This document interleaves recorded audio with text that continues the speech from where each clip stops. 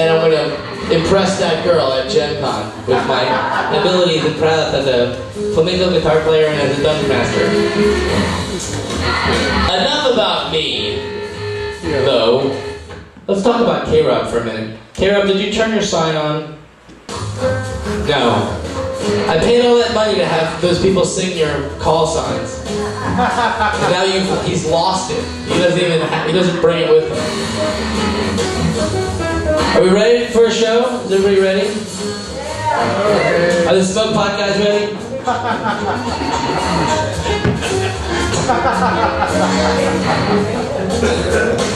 Okay. Make it happen. Ladies and gentlemen, our New Year's show, here he is, Dr. Hal.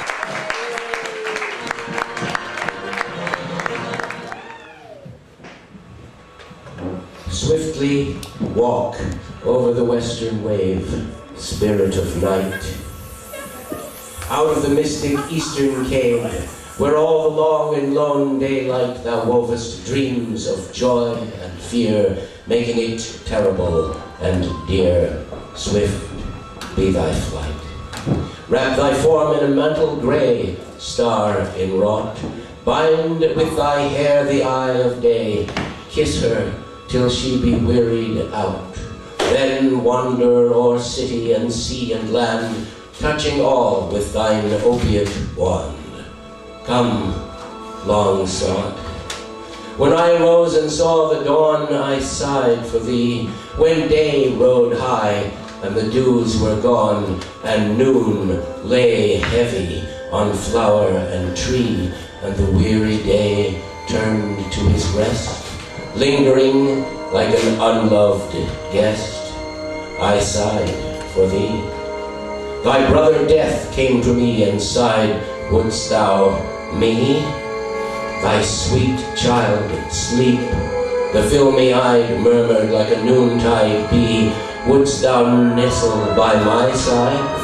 Wouldst thou me? And I replied, no, not thee. Death will come when thou art dead, soon, too soon. Sleep will come when thou art fled. Of neither would I ask the boon, I ask of thee, beloved night. Swift be thy approaching flight. Come soon, soon. And as it comes to all, the end of the year has now come to us, here at Chez Poulet Gallery Cabaret. In a very short space of time, the clock will roll over with its belly uppermost and present us with the year 2011. Well, it's gotta be better than the year 2010. And I, Dr. Hal Dec, and my golfing and prayer partner, Chicken John, together with David Kaburo, kRoB, and science expert Pete Goldie, will continue to deliver to those of you whom we consider deserving the sort of entertainment which we have taken such pains to develop over the years. We've got a pretty good show for you tonight, a monstrous monster clip, and do stay around for the after party afterwards. And some of you here may even have signed up for the mysterious bus trip into regions unknown, piloted by expedition leader Chicken John. Yes, but if we make it that far, we'll deal with that when it happens. Well, and how was your week, Chicken? My week was okay. I installed a new afterburner at the roastery. It's very exciting. So, it's very exciting. Well, how does that differ from a pre-burner? I don't want to get all Pete Goldie here and start talking. Oh, come on. It's your microphone, it's your moment. I did the flamenco triplet thing. They've heard enough from me. Yes. So, ladies and gentlemen, I have a good show. Show starting question here. This is a good one to start the show with. That's what we like. Perversion and complication. How about a $5 question here? Very good. That is elevated and correct. Our questioner named Angel would like to know what really happened to the dinosaurs and why the cover-up? Well, Angel, there's not so much a cover-up as a cloud of unknowing over mysterious events which took place before many of us were even born, 65 million years ago, at the end of the Cretaceous period. Some people think that the shifting of climate and the sundering of the continents was enough to create biological aberrations which finished off the dinosaurs. That doesn't explain why it also finished off the large sea life and most of the creatures of the air, including all the birds. I say that, though this is controversial. Now, there's a lot of grants given to museums and universities, and these grants are dependent on spokesmen chattering on television, the chattering class, so-called dinosaur experts. You should listen to what these folks say, cum grano salis, with just a pinch of salt, because they don't know either. I have come to believe over a long course of time that all the birds also died. Why shouldn't they? Think of the canary in the coal mine. Doesn't it keel over at the hint of contamination? Well, so would the birds of the air. But the estuarine birds had also already begun to evolve the modern type of bird. The diving creatures, Hesperornis, for example, were modern birds, not inornithine birds, like the birds that existed in the Cretaceous. So they managed to survive through the cold and dark of the nuclear winter caused by the asteroid strike. Yeah, there was an asteroid, and it struck in Central America, in the Gulf of Mexico. There's a record of the crater, and it knocked everything out. And generally, you don't want to disturb the whole biological world with a catastrophic event. I wish we could learn that lesson. So what happened was the world changed too fast for creatures that were so well organized. Even after the death of the dinosaurs and the spectacular radiation of the mammals and birds, there were some creatures, individual species, that lasted as long as 14 million years. What individual species goes so long without change? One that is superbly well adapted. But you can adapt, and then if everything changes, there's no place for you. So this is what happened to the dinosaurs. They were odd numbers in an even-numbered world. I myself don't believe that birds are dinosaurs. I think that birds had an ancestry in the so-called saurian creatures, the Thekodons, as they're called. Actually, this is just a category for early creatures with a dinosaur affinity. Many of these oddball animals, though not technically classed as dinosaurs, sure have a lot of dinosaur features. Some have entire suites of dinosaur features. But so many scientific careers, cushy jobs, and academic credentials depend on coming out with the party line that I have read in many books and articles, strange and unscientific distortions, simply to save the appearances. When this sort of thing happens, it smells bad for science. So I've reserved my opinion. Nonetheless, at the Ask Dr. Hal show, I have to come out with an answer. So I say what happened to them? They fell down and went boom. When we were pelted by a giant object from outer space, which may happen to us again. Although Pete Goldie's friends at NASA are trying to put things in place to give us at least a warning, which will probably not avail us, since the Bible-belting Jesus monkeys will not allocate funds to do anything about it. Thank you. Ladies and gentlemen, Dr. Hal. What? Mike Burstein is negotiating. Well, there you go. I think you got to run for your money there. Yeah, we did. We did everything. And now we're here doing this thing.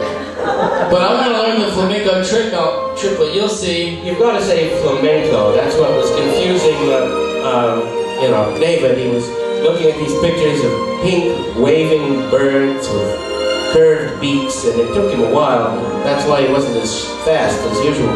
It's flamenco. Okay, here's a good one. What is the history behind the New Year's song, Auld Lang Syne? What does it mean? Very good. A good question. Good question. Topical. Yes, that is a question. You know, people these days just accept things as they are. But then when they have a question, they don't look in the most obvious and easy place to find the answer. On the internet, you can find out anything. You can go to Google. You can Google Auld Lang Syne. Don't tell them that. They won't come to the show anymore. Oh, that doesn't make any difference. Now, many people know that when the U.S. president appears, Hail to the Chief is played. That famous song. But they may not know that Hail to the Chief is actually a poem by the romantic poet Sir Walter Scott. And the song contains those lyrics, those strange and utterly inappropriate lyrics for the President of the United States. In the same way, Auld Lang Syne is the setting to music of lyrics by the romantic Scots poet Robert Burns. And these funny-looking words are Scots. Yes, old, A-U-L-D, means old. Lang Syne means old time's sake. And so you're hoisting a glass. You're hoisting a glass for all the good times. For optimism. For a faith in the future. Yes, Robert Burns. He used to be a lot more popular than he is now. I have a question here. It's kind of a shitty question. That's all right. It's from a shitty guy. Yeah, that might be all right. Shitty shithead. Well, we'll see. It says, why do you bother doing this show after all these years? Shitty shithead. We've been doing this show for 16 years. 16 years? Do you think that we need an audience to do this show? Do you think that we need a reason to do this show? Well, look, I've been doing this show for 16 years, but I've been on the air on the Puzzling Evidence radio show for a lot longer than that.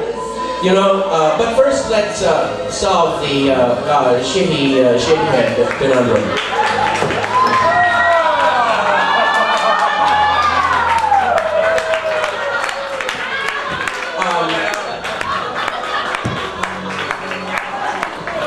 Someone I know. Shithead. I've got a question here that is it's really stupid. I'm gonna go ahead and turn the light on right now, preparing you guys for it. How can you run from your own legs? How can you run from your own legs? You know, that comes, of course, from Janner. From Janner Hypercles, the Hyperclesian, who used to say, you can't run from your own legs, you can't see your own eyes, and so forth. And granting his principles, he was basically right. But Janner was thinking organically and individually. He wasn't thinking of the wonder world of tomorrow, hurtling toward us like the fabled juggernaut, under whose revolving teeth many hapless bodies were thrown. Because now there is telepresence and remote telepresence, and you can be half the world away and completely unconcerned with the fact that your own legs are being sawed off under the table, with the right combination of drugs, indifference, and stupidity. Wow. Wow. Okay. I've got a $5 question here. Very good. This is looking up now. It's a question about Pete Goldie, our resident astrologer. That'll be a pleasure to answer. The questioner would like to know, We gotta wait for a moment here while the dog, everybody looks at the fucking dog. It's Jabba the Mutt, ladies and gentlemen. And then we can go back to the show after everybody's like, dog, oh, dog.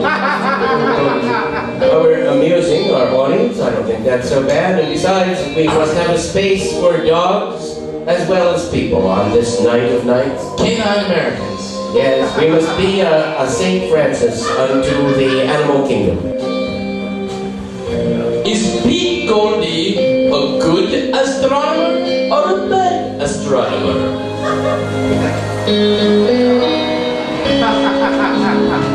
Well, you know, anyone who's worked as liaison with the National Aeronautics and Space Administration is not going to be a mediocre stargazer, but rather in the top flight of those bottoms. And in fact, Pete Goldie has even made discoveries which have embarrassed NASA in the past. I remember when a certain discovery he made was reported on the front page of the San Francisco Chronicle, and then, curiously enough, it completely disappeared, and an alternate version of the San Francisco Chronicle came out without the article. And then NASA sent an astronaut, a female astronaut, to take Pete Goldie's camera from him. And they took his camera and they took it apart, trying hard to find something in it that would invalidate Pete's conclusions. Yeah, Pete Goldie's as good as they come. We wouldn't put some sod buster clod hopper stargazer up here. Yeah, we would. Well, I don't know. If any came forward for the humor value, we might. So is he a good astrologer or a bad astrologer? He's a good one because he's interested in the subject. That's all it takes. If you do things by rote and by the book, then you're probably mediocre. This is a good one. You remember this? From Las Vegas, he did the quantum physics dating game. Where, like, no matter what happens, you don't get laid, because that's just the way it works in the real world. But he'd, like, come up with these really, really bizarre formulas on why it didn't work out, you know? Well, science has tried to solve that and many other problems throughout the centuries. Well, at least it painted over that Hal Robbins martinis. Come on, it's 6 ounces of Pabst Blue Ribbon and an olive. Well, maybe you can revive it. Come on, the Hal Robbins martini. You know how many, the $2 for a Hal Robbins martini, how many of those I sold at the Odeon? It was 6 ounces of Pabst Blue Ribbon and an olive. It's actually a 5-ounce glass. I advertised it as pure joy. It's 5-ounce glass. You know that the pint glasses at the Odeon were 14 ounces. So, I mean, it was just, it's a matter of chickenomics, you know? Chickenomics. I think the time is long past when you have to defend yourself about that. We did the 2-for-1 drink specials. 2 for 1, right? So it's 2 for 1. So you pay for 1 and you get 2. Well, there's only 1 drink in front of me. He said, yeah, but it's not half watered down like it was yesterday. So it's like getting 2.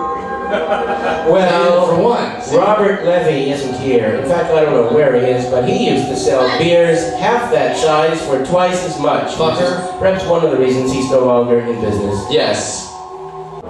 No poem? The heavens declare the glory of God, and the firmament showeth his handiwork. Day unto day uttereth speech, and night unto night showeth knowledge. There is no speech nor language where their voice is not heard. Their line is gone out through all the earth, and their words unto the end of the world. In them hath he prepared a tabernacle for the sun, which is as a bridegroom coming out of his chamber, and rejoiceth as a strong man to run a race. His going forth is from the end of the heaven, and his circuit unto the ends of it, and nothing is hid from the heat thereof. Okay, it's another $5 question, this time from Deku. I told you they were good. It says, I can't remember what a Thekodon is. Perhaps he means Thekodon. Yes. What is a Thekodon? Well, Deku, the curious thing about that is that many people in the scientific community are also unsatisfied with this term and can't remember what it is or what they are. But it is a portmanteau term used to describe an entire group of ancient creatures who predated the dinosaurs. But many of them, as I said earlier, were very dinosaur-like. One of them is Postosuchus, but did Postosuchus actually exist, or is it a misidentification of the fossil remains of several other creatures? Oh, thank you. Hey, I do have a glass now. Why don't you hand me over a shot of whatever that is. Dino juice. Now, you can... The crocodilians were the ancestors of many of the Thekodontia. And today we have crocodiles and alligators, but in the past there were many, many variations on these. Some on 2 legs, some high steppers, some apparently with different metabolisms. There are creatures with dinosaur-like skulls, dinosaur-like pelvises, all sorts of things, but for various scientific reasons they can't be classified as dinosaurs, so we call them Thekodons. The characteristics which make a Thekodon are teeth socketed in a certain manner in the mandible or lower jaw. You mean like a lizard, right? Dinosaur and lizard, same thing, right? No, a lizard is quite different. Lizards, though they may be related to some Mesozoic orders, are not dinosaurs. You know, where do snakes come from? They're dinosaurs, right? No, they came from lizards. They came from the monitor lizards, the varanids. And as in the last age of the Mesozoic, some of these went back to the water and became aquatic forms and became enormous. And these, of course, all disappeared at the end of the Mesozoic. But they were not dinosaurs, nor were they Thekodons. When you've got science, you've got names and labels. We have to put a label and a name on everything, and this is the beginning of understanding. No one's going to diss Odysseus here. It's true. Renee, it's time for you to come up here and do whippets so that we can answer your question. Oh yes, Renee, this is the kRoB moment. It was bound to come sooner or later. So I want you to drink some of Deco's booze here. So sit it down there and face Hal, face Hal. There you go. And the girl sits in the chair and drinks Deco's booze. Drink that. It's good booze, Deco. How's that? Is that good booze? Is that good? Oh, yeah, here. Well, this is your first experience of church air. Get a good load of oxygen going. With me. I'm going to breathe in. We're going to exhale. Where did Odysseus actually spend the 10 years between the war in Troy and the return to his island? Where did he spend that time? Well, as you may know, according to Homer, Odysseus spent that time sailing the wide dark sea. Yes, Odysseus had a long and troubled trip home because Lord Poseidon had a few things against him. For one, he killed Poseidon's own dear son, Cyclops, and poked out his eye. But there were other problems that Odysseus' patient wife, Penelope, would have had trouble with. Odysseus' long fling with Calypso, for example, and how about his long fling with Circe on the Isle of Enchantresses, where she turned his men into pigs, into grunting swine. What about that, he said. And yet, it kind of doesn't matter, because the ultimate result was art, not history. Thank you for your question.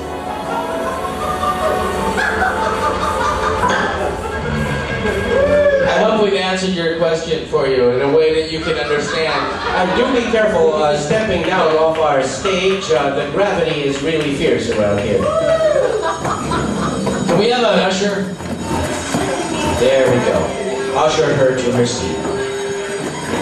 First one's free. Great. Who was the coolest dude to die in 2010? Excellent question. Well, so many did die in 2010. I don't know. British character actor Lionel Jeffries died. That was sad. He was far cooler than movie producer Dino de Laurentiis, who we must always hate for his horrible 1976 King Kong. Oh, we seem to have a side note. Let's factor that in. What does it say? It's 2 words, neither of which I can pronounce. Well, I might be able to if you'll hand. Benoit Mandelbrot? Mandelbrot. Mandelbrot, the inventor of the Mandelbrot set. He died in 2010? Yes. Well, I guess there won't be another Mandelbrot set, will there? No, actually, this mathematician was just one who was plowed under by Father Time's scythe. All right, I'll award it to Mandelbrot because he dealt with the ultimate reality, the reality of mathematics. Whatever you say about any of the other sciences, you can't argue with the reality of numbers. So, no more Mandelbrot sets. Instead, a lot of more foo-for-all and taradiddle.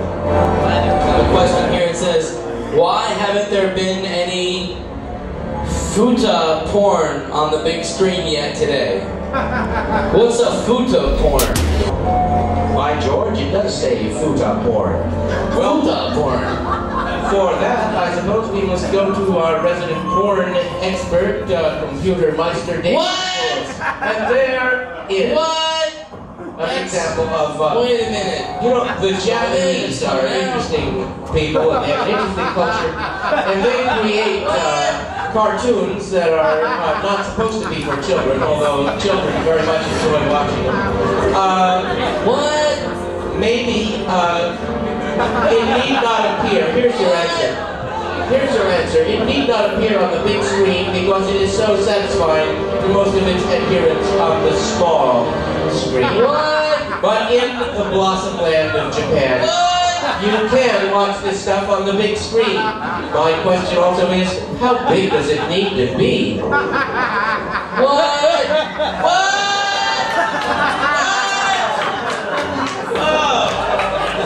I'm gonna look. Why am I Ladies and gentlemen, disgusting series of pornographic Japanese images has just been shown on our screen. This is why you radio listeners at home need to come to the show in person and be able to see this as it occurs.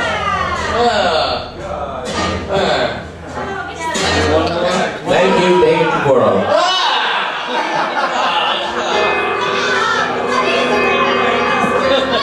Oh, wait a minute. Your mom is here? Well, that was unfortunate. However, I'm sure your mom, like most moms, has seen it all. We can't protect our parents from what they already know about. Now let's sit down and continue and end our show. What a terrible job that you did protecting your mother from futa porn. She protected you from futa porn when you were... Did she?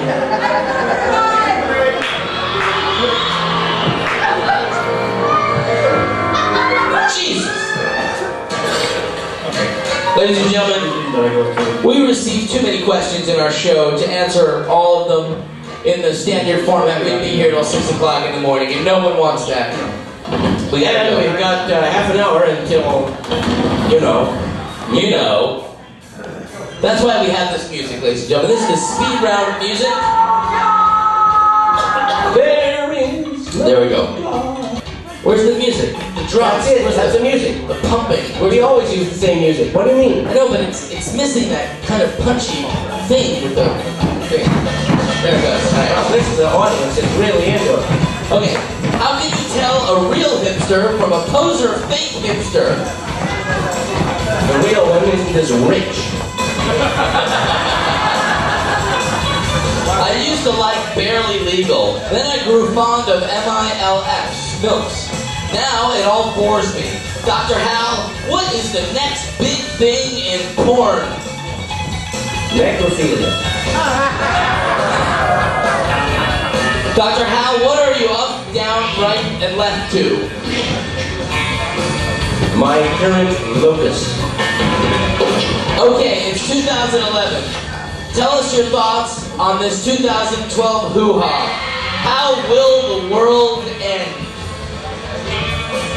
When the energy is used up, there will be nothing further to go on. What is the best way to determine whether someone is secretly a robot? Well, they're just too good to be true, I guess. What happened to our couch? This question asked by the Smoke Pot guys. It wore out, like all bad jokes.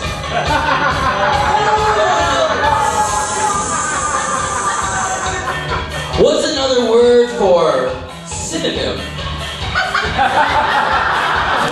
Same old, same old. Okay. Why were the clitoroids in kRoB's monster bastard rat fucker? Why were the clitoroids in kRoB's monster movie the other week? They had missile launchers mounted on their backs. This question from Niku. Niku, no more. Okay, he's talking about our other monster movie clip from a few shows back, Monster Snake Coffee Break. Right, let's just move on. Why doesn't Because it came from Korea, that warlike place. Korea. Go do the gong thing again. We wouldn't want to make a Korea out of it. Why doesn't ice cream freeze solid like a big-ass rock of milk ice? You're not, it's not cold enough and you're freezing. I like saying that. Big-ass rock of milk ice. I'm gonna start a band. Call it the big-ass rock of milk ice. Let me add, I noticed the speed round, ice cream is supposed to be solid.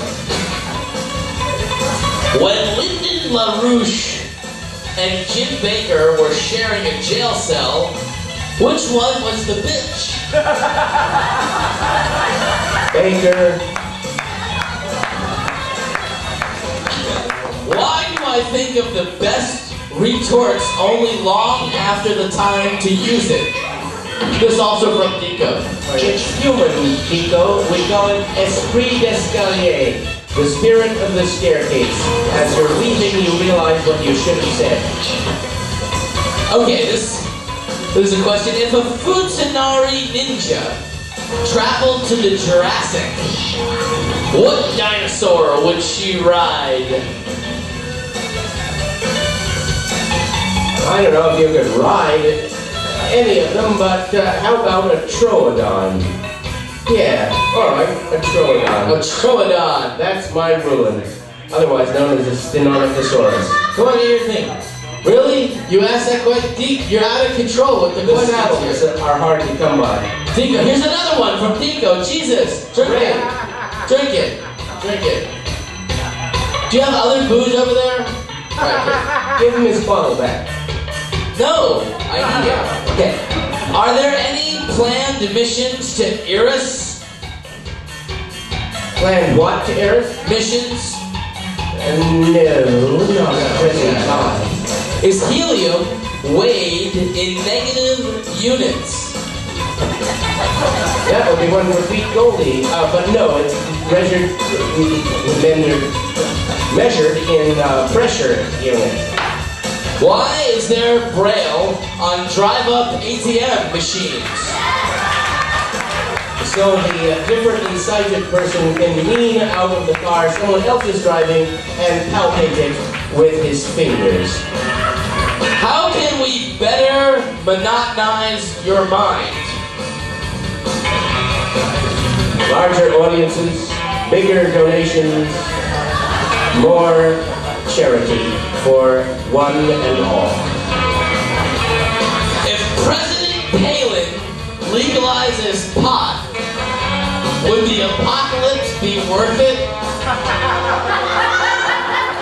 By then, nothing would be worthwhile. Thank you, kRoB. kRoB also gets a free drink courtesy of Deathwatch.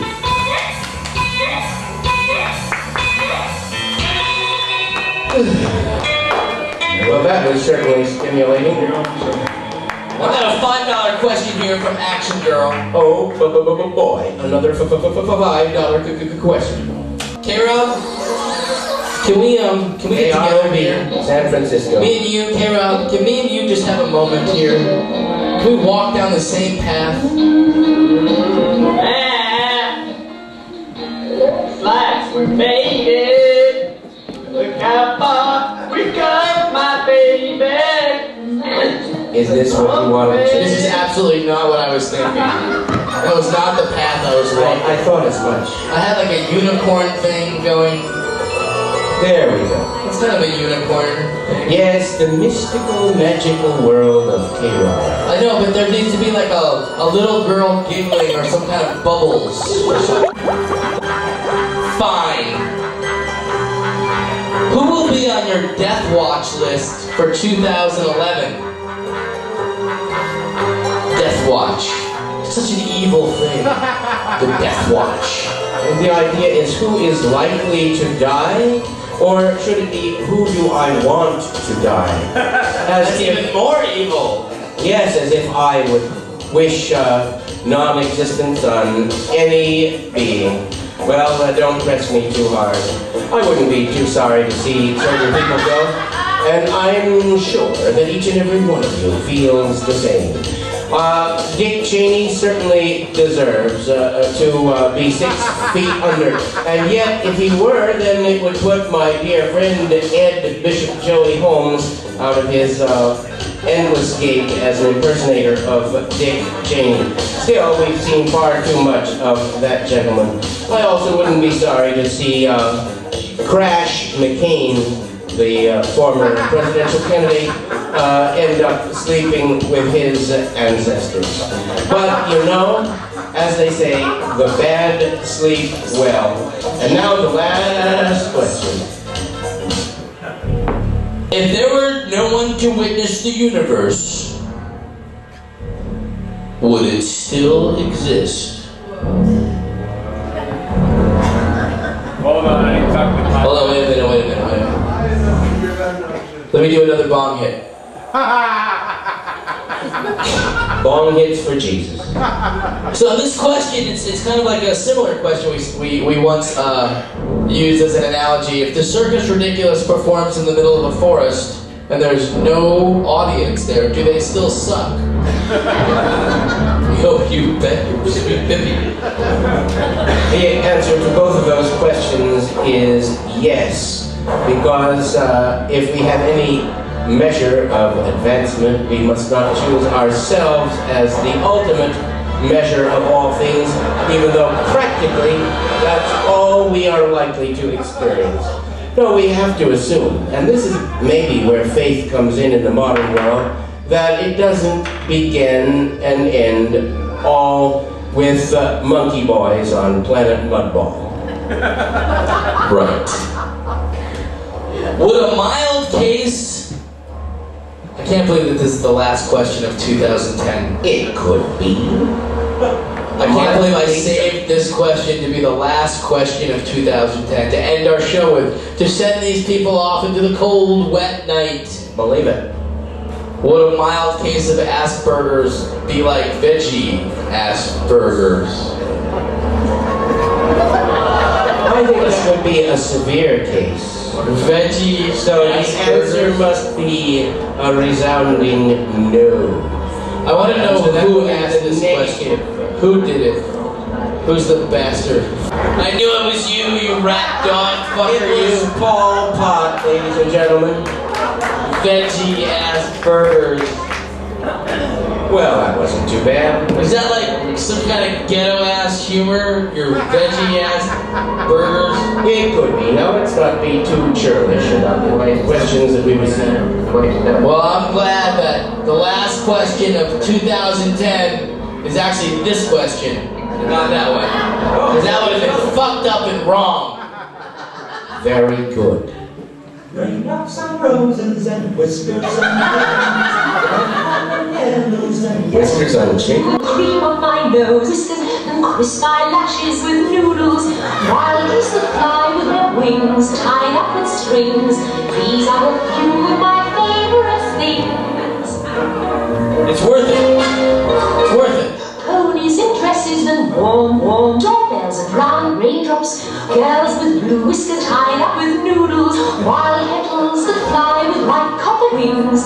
These are a few of my favorite things. Getting high, eh? The dog bites, the bee stings. I simply remember my favorite things, and then I feel so bad.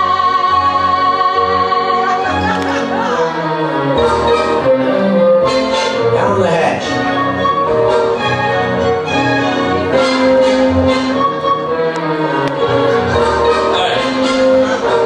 Lashes that sting. Somebody's flat get backwards. It's backwards. That's the problem. Somebody's flat get backwards. The question, Dr. Hal, is as follows. Can you disprove the existence of a tiny pink unicorn that lives behind my couch that teleports to an alternative dimension outside Chicago when anyone ever looks at it? The questioner wants you to disprove the existence of this unicorn. No. I'm gonna The questioner wants me to say whether or not I personally can disprove the existence of this tiny creature. Would you like for me to read the question again? Yes. Because we still have to kill 12 minutes here, okay? Read it again. I'm gonna read it again. Can you disprove the existence of a tiny pink unicorn that lives behind my couch that teleports to an alternative dimension outside Chicago whenever anyone looks at it? Well, I've had a lot of funny questions before, and this one sure is a melon scratcher.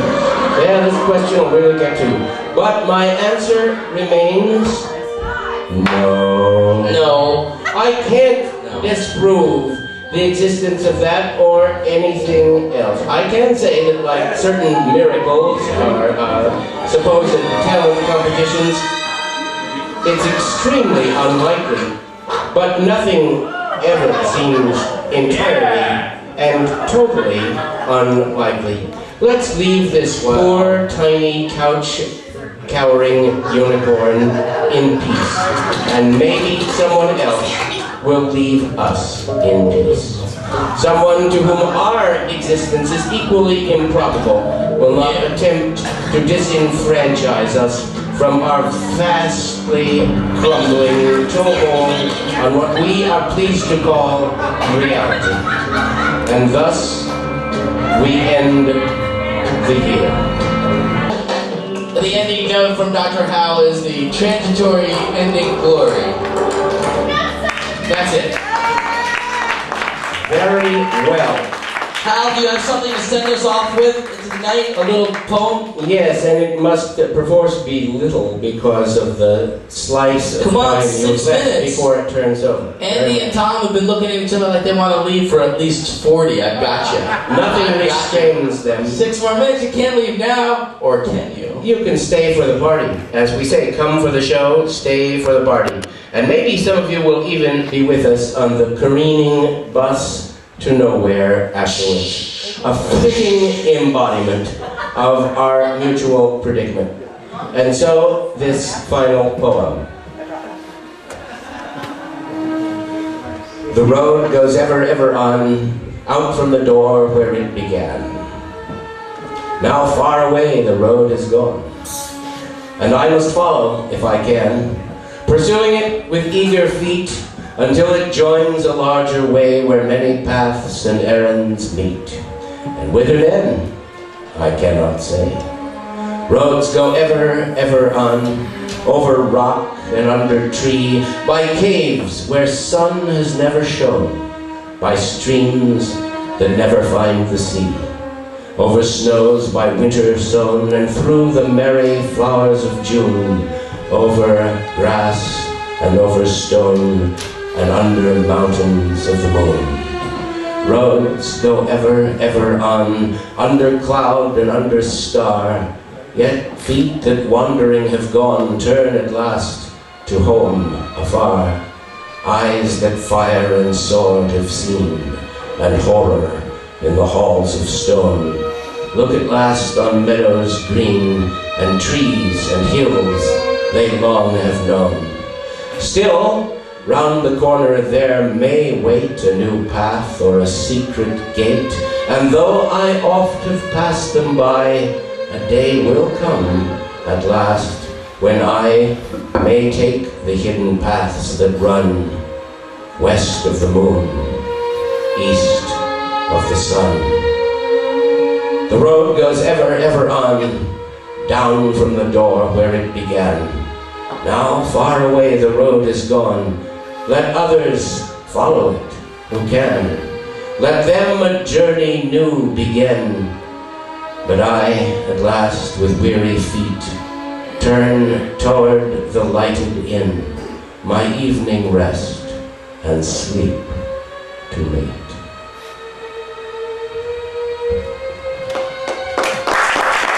That's our shit, guys. Thanks a lot. All right. Oh, it's only a few minutes. Happy New Year, everyone.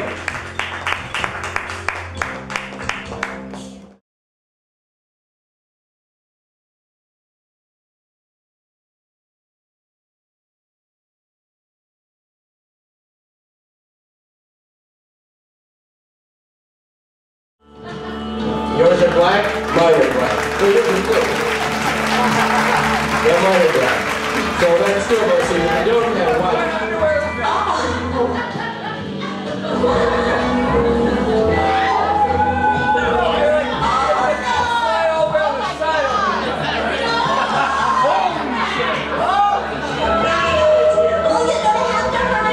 Statisticians often have the trouble in describing